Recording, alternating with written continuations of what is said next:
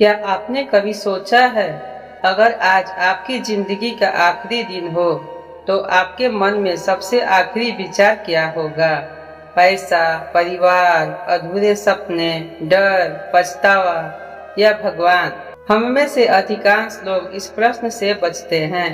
हम मृत्यु के बारे में सोचना नहीं चाहते, लेकिन एक दिन यही प्रश्न हमारे जीवन का सबसे महत्वपूर्ण प्रश्न बन जाएगा।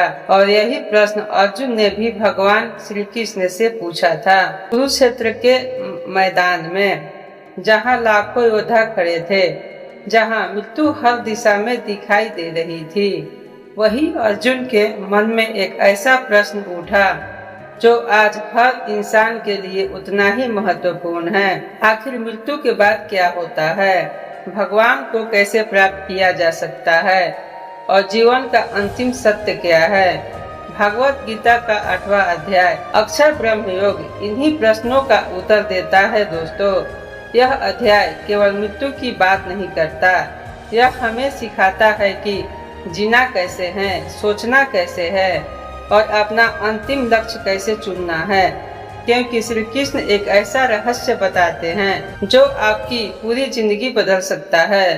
वह कहते हैं, मनुष्य मृत्यु के समय जिस भाव को याद करता है, वह उसी को प्राप्त होता है। सोचिए, अगर यह सत्य है, तो हम अपना पूरा जीवन किस चीज को याद करने में बिता रहे हैं?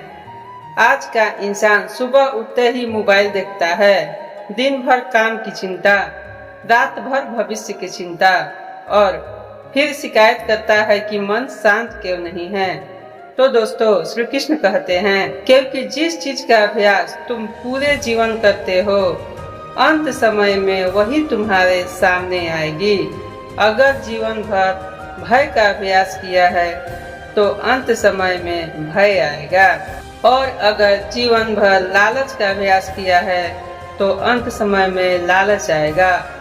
और यदि जीवन भर भगवान का स्मरण किया है, तो अंत समय में भगवान ही याद आएंगे।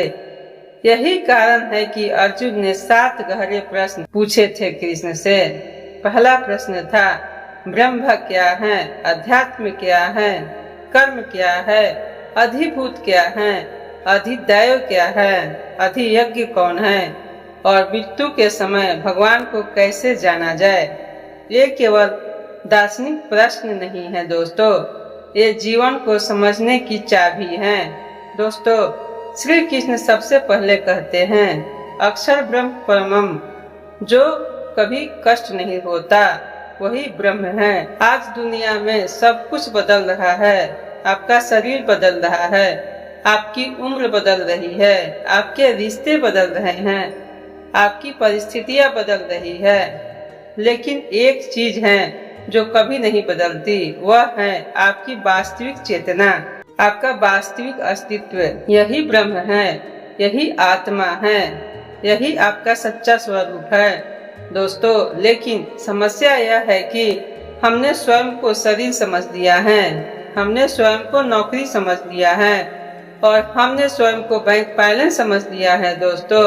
और जब ये चीजें हिलती है, तो हम टूट जाते हैं दोस्तों।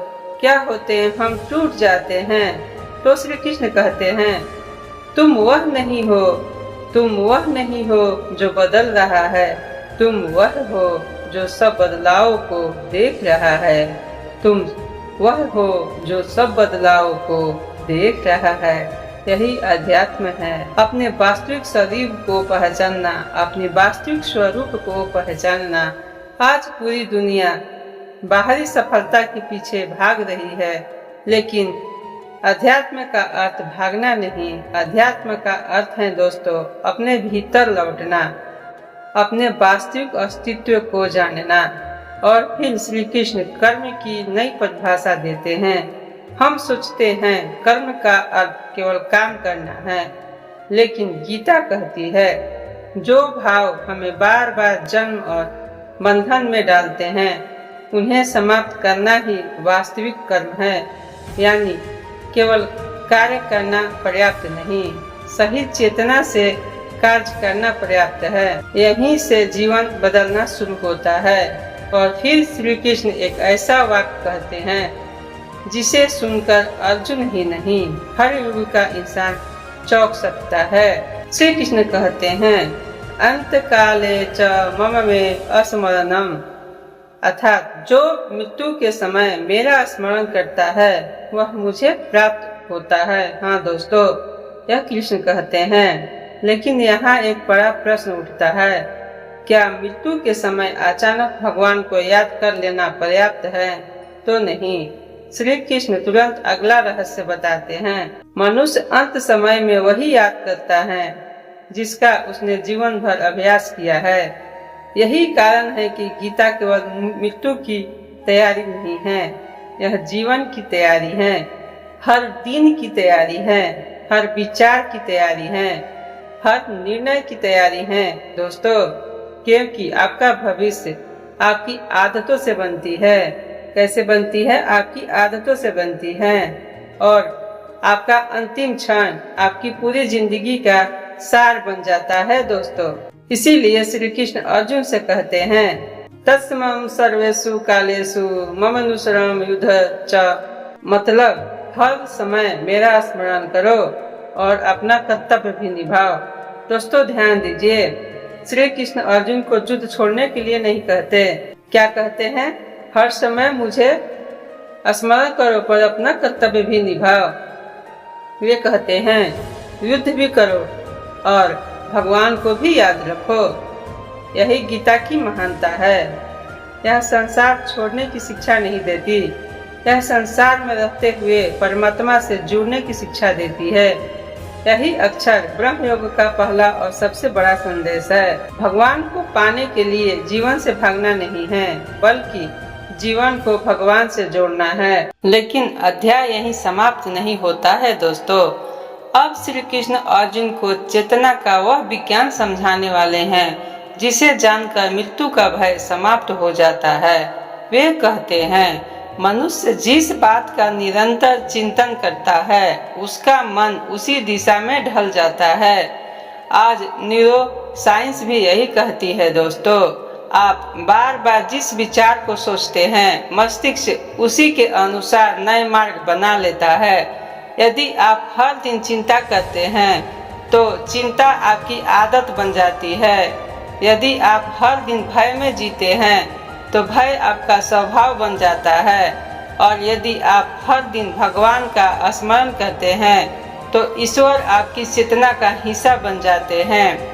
यही कारण है कि श्री कृष्ण अभ्यास शब्द का प्रयोग करते हैं। हाँ दोस्तों, वे कहते हैं, अभ्यास योगे युगेन्ता चेतसा, निरंतर अभ्यास से मन को परमात्मा की ओर ले जाओ। ध्यान दीजिए, यह एक दिन का काम नहीं है, यह पूरी जिंदगी की साधना है। जैसे कोई संगीतकार हजारों घंटों तक अभ्यास करता है, जैसे कोई खिलाड़ी वर्षों तक मेहनत करता है, वैसे ही आध्यात्मिक जीवन भी अभ्यास मांगता है। लेकिन इसका अर्थ यह नहीं कि आपको जंगल जाना होगा। हाँ दोस्तों, श्री कृष्ण कहते हैं, अपने दैनिक जीवन को ही साधना बना लो। काम करते समय जागरूक रहो, बोलते समय जागरूक रहो, निर्णय लेते समय जागरूक रहो और हर परिस्थिति में ईश्वर को याद रखो। फिर वे परमात्मा का अद्भुत स्वरूप बताते हैं। वह सबको जानने वाला है, वह अनादि है, वह जगत का नियंता है, वह सूक्ष्म से भी सूक्ष्म है, वह सूर्य के समान प्रकाशमान है और अंधकार से परे स्थित है। सोचिए दोस्तों, हम जीवन भर बाहर प्रकाश खोजते हैं, लेकिन असली प्रकाश हमारे भीतर है। जिस दिन वह प्रकाश जग जाता है, जीवन बदल जाता है। फिर श्री कृष्ण एक अत्यंत रहस्यमय विषय बताते हैं। वे कहते हैं, मृत्यु के समय यदि मन स्थिर हो, यदि चेतना परमात्मा में हो, तो मनुष्य परम गति को प्राप्त कर सकता है। अब प्रश्न है दोस्तों कि मन को स्थिर कैसे करें। आज तो 5 मिनट ध्यान लगाना भी कठिन लगता है। मोबाइल की एक नोटिफिकेशन और मन भटक जाता है। एक छोटी आलोचना और मन अशांत हो जाता है। एक असफलता और आत्मविश्वास टूट जाता है। इसीलिए गीता बार बार मन के प्रशिक्षित की बात करती है। क्योंकि बिना प्रशिक्षित मन कभी भी स्थिर नहीं रह सकता। और फिर आता है वह मंत्र जिसे दुनिया का सबसे प्राचीन और शक्तिशाली ध्वनि सूत्र कहा गया है। हाँ दोस्तों, वह है ओम। श्री कृष्ण कहते हैं, जो व्यक्ति ओम का उच्चारण करते हुए परमात्मा का स्मरण करता हुआ शरीर त्यागता है, वह परम गति को प्राप्त हो जाता है। लेकिन यहाँ भी केवल शब्द महत्वपूर्ण नहीं है। हाँ दोस्तों, महत्वपूर्ण है चेतना। कई लोग ओम बोलते हैं लेकिन मन कहीं और होता है। गीता कहती है, ध्वनि नहीं भाव महत्वपूर्ण है, शब्द नहीं समर्पण महत्वपूर्ण है। जब ओम केवल आवाज नहीं रहता बल्कि अनुभव बन जाता है, तब साधना जीवंत हो जाती है। और फिर श्री कृष्ण एक ऐसा वचन देते हैं जो हर भक्त के लिए आशा का स्रोत है। वे कहते हैं, अननय चेता सतंतयो मां अस्मरीति नित्यसः। जो मुझे निरंतर याद करता है, यानी जो मुझे निरंतर याद करता है, मैं उसके लिए अत्यंत सरल से उपलब्ध हो जाता हूँ। क्या अद्भुत बात है दोस्तों। हम सोचते हैं कि भगवान तक पहुँचना कठिन है, लेकिन गीता कहती है, कठिन भगवान नहीं, कठिन हमारा भटकता हुआ मन है। सूर्य हमेशा चमक रहा है, बादल हमारी दृष्टि रोकते हैं, वैसे ही परमात्मा हमेशा उपस्थित है। लेकिन इच्छाएं, अहंकार, भय, क्रोध और मोह हमारी दृष्टि को ढक लेते हैं। और फिर आता है अध्याय का सबसे विशाल और ब्रह्मांडीय भाग दोस्तों। हाँ, जहाँ श्री कृष्ण समय का रहस्य खोलते हैं। हाँ दोस्तों, वे कहते हैं, ब्रह्मा का एक दिन मनुष्य के हजारों युगों के बराबर होता है और उतनी ही लंबी उनकी रात्रि होती है। सोचिए, जिस जीवन को हम बहुत बड़ा समझते हैं, वह ब्रह्मांडीय समय के सामने एक क्षण मात्र है। क्या है? एक क्षण मात्र है। आज जिस बात के लिए हम तनाव में हैं, शायद 100 साल बाद उसका कोई अस्तित्व भी नहीं होगा। आज जिस अहंकार को हम इतना बड़ा मानते हैं, समय उसे धूल बना देता है। दोस्तों, यही कारण है कि गीता हमें व्यापक दृष्टिकोण देती है। जब दृष्टि बड़ी हो जाती है तो समस्याएं छोटी लगने लगती है। फिर श्री कृष्ण बताते हैं, सृष्टि बार बार उत्पन्न होती है। क्या होती है? बार बार उत्पन्न होती है और बार बार विलीन होती है, फिर उत्पन्न होती है, फिर विलीन होती है। लेकिन इन सब के पीछे एक ऐसा सत्ता है जो कभी नहीं बदलती, जो कभी नष्ट नहीं होती, जो समय से परे है। वही परम ब्रह्म है, वही परम सत्य है और वही हमारी अंतिम मंजिल है। इसके बाद श्री कृष्ण 2 मार्ग का वर्णन करते हैं दोस्तों। एक मार्ग प्रकाश का और दूसरा अंधकार का। लेकिन इसका अर्थ केवल खगोलीय घटनाएं नहीं है, यह चेतना की अवस्थाएं भी हैं। प्रकाश का मार्ग ज्ञान का मार्ग है, जागरूकता का मार्ग है, भक्ति का मार्ग है, सत्य का मार्ग है और अंधकार का मार्ग अज्ञान का मार्ग है, भ्रम का मार्ग है, अहंकार का मार्ग है। और यही 2 रास्ते हर दिन हमारे सामने होते हैं ना दोस्तों। जब आप सत्य चुनते हैं, आप प्रकाश के मार्ग पर चलते हैं। जब आप जागरूकता चुनते हैं तो भी आप प्रकाश के मार्ग पर चलते हैं। जब आप प्रेम चुनते हैं, आप प्रकाश के मार्ग पर चलते हैं। और जब आप भय, क्रोध और भ्रम चुनते हैं तो आप अंधकार के मार्ग पर चले जाते हैं। अंत में श्री कृष्ण अर्जुन से कहते हैं, दोस्तों, जो व्यक्ति इस ज्ञान को समझ लेता है, वह वेदों के अध्याय, यज्ञ, तप और दान से मिलने वाले पुण्यों से भी आगे बढ़ जाता है। क्यों? क्योंकि उसने मूल सत्य को जान लिया। और मूल सत्य क्या है?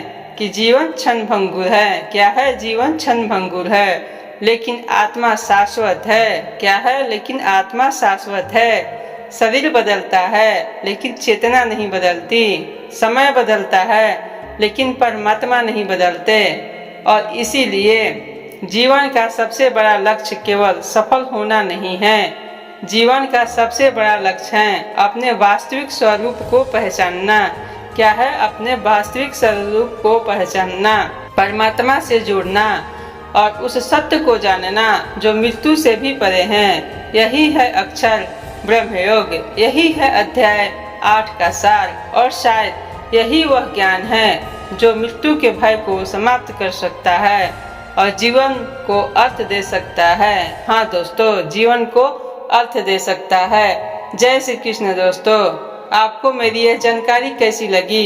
यदि यह वीडियो पसंद आई हो तो वीडियो को लाइक और चैनल को सब्सक्राइब जरूर करें और अपने दोस्तों के साथ शेयर करें। फिर मिलेंगे अगला अध्याय में। जय श्री कृष्ण। राधे राधे।